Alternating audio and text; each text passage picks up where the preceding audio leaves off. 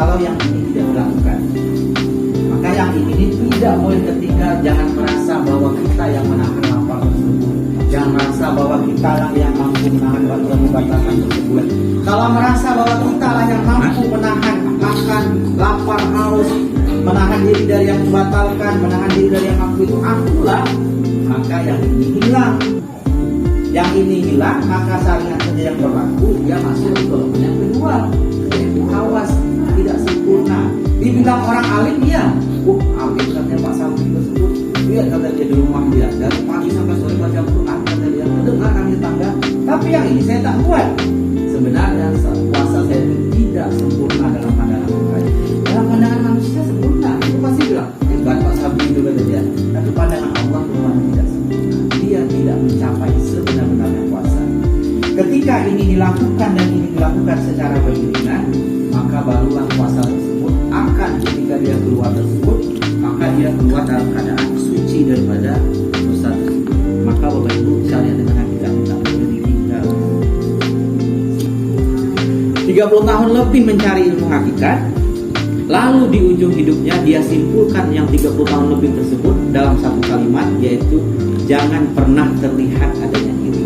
Nah inilah yang kita pelajari tersebut.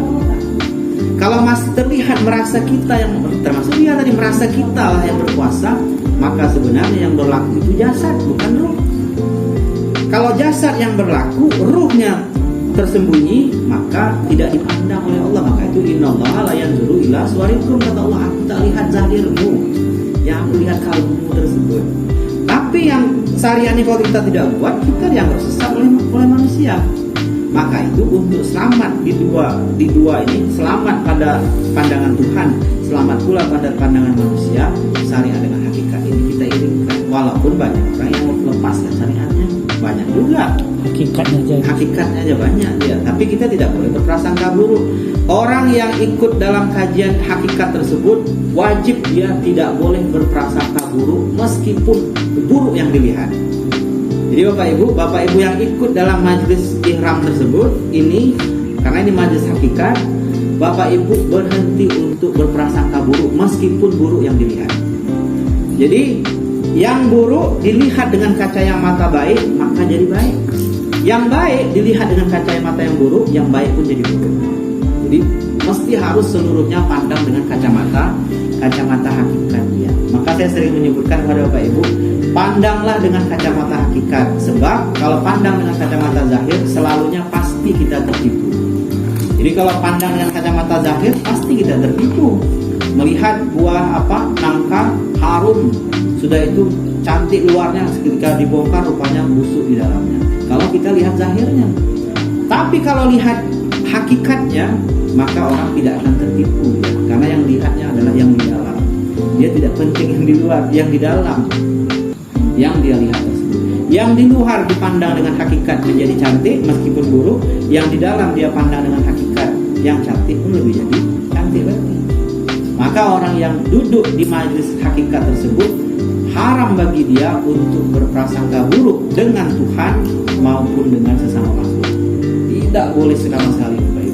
Masuk orang misalnya, besok aku ada juga gak dapat rezeki untuk makan, itu berprasangka buruk dengan Tuhan.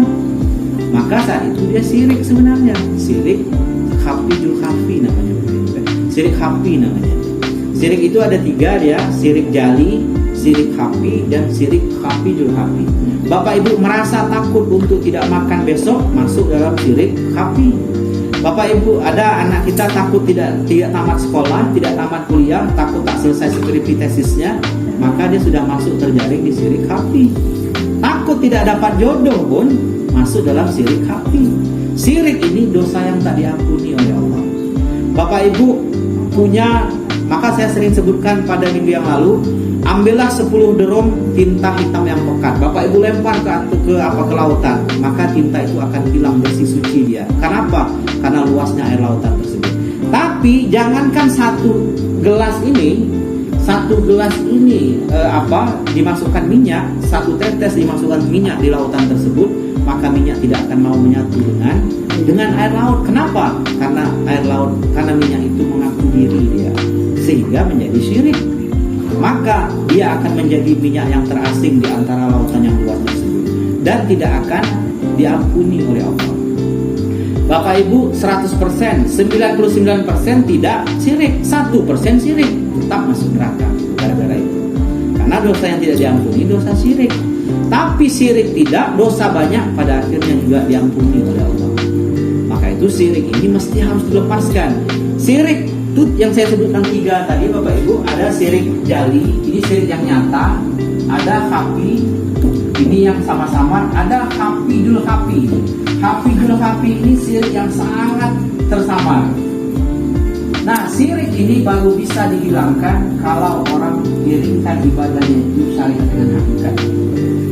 Baru bisa syirik yang 3 ini hilang kalau ibadah itu diiringkan antara dengan syariat dengan hakikat. Sebab apa? Sebab syariat dengan hakikat ini mengantarkan kita untuk ma'rifat kepada Allah. Orang ma'rifat inilah yang baru dia bisa terlepas dari 3 syirik tersebut. Jadi mesti harus hati-hati betul kita dengan syirik.